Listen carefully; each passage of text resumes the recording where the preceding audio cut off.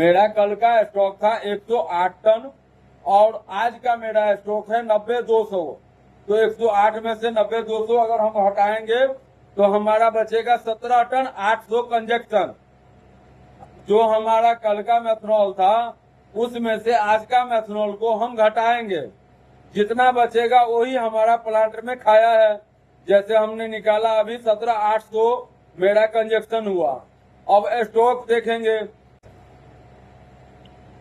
118 ton मान लो stock में था 18 टन और मैंने प्रोडक्शन बनाया।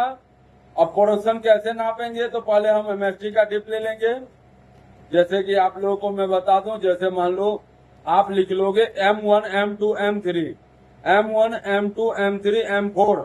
अगर आपके पास 4 टैंक है तो चारों टैंक का नाम लिख लेना आप। अब उसमें से हमने डिप ले लिया। अब डिप लेने के बाद जितना चार्ट में होगा, लिस्ट में चार्ट लिस्ट बना होता है हर कंपनी में मेजरमेंट के हिसाब से, उस चार्ट में हम देख लेंगे कितना मेथनॉल है हमारे पास स्टॉक में अभी और कल का हमारा स्टॉक में कितना था। अब जो कल का हमारा स्टॉक में था उसमें ऐसे आज का स्टॉक हम घटाएंगे तो बचेगा हमारा क्या, तो घटेगा तो जो बचेगा वो हमारा कंजक्शन हो गया।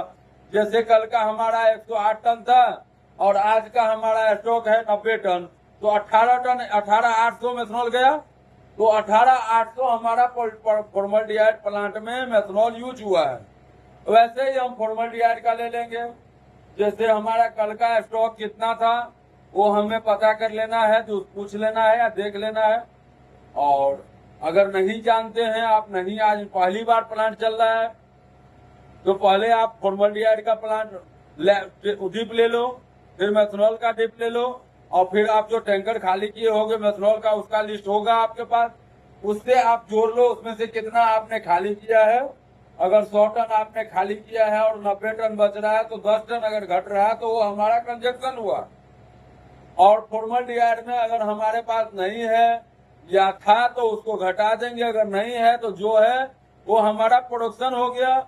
और उसी में अगर हमने माल डिस्पैच किया, अगर मान लो हमने डिस्पैच किया 10 टन माल और 10 टन मेथनॉल लगा, 10 टन स्टॉक में, 12 टन स्टॉक में है, तो हमारा हो गया 12-10 5 टन फॉर्मल्डिहाइड हो गया और 10 टन कंजक्शन हो गया। तो इसको हम डिवाइड करेंगे तो 2.2 एफिशिएंसी भी आ जाएगा और स्टॉक में हो जाएगा हमारा 10 टन और डिस्पैच हो जाएगा हमारा 12 टन, कंजक्शन हो जाएगा हमारा 10 टन। ऐसे ही जानकारी के लिए अगर आपको जरूरी हो या आपको कोई बात के लिए पूछना चाह रहे हो तो आप बेझिझक हमसे सवाल कर सकते हैं। मैं आपका भाई प्रदीप आपका हर सवाल का जवाब देने के लिए तैयार बैठे हैं। धन्यवाद।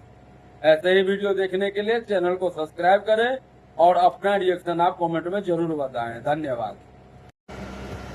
सुनो, कलयुग की एक सच्चाई बताऊं, कड़वा है लेकिन हकीकत है।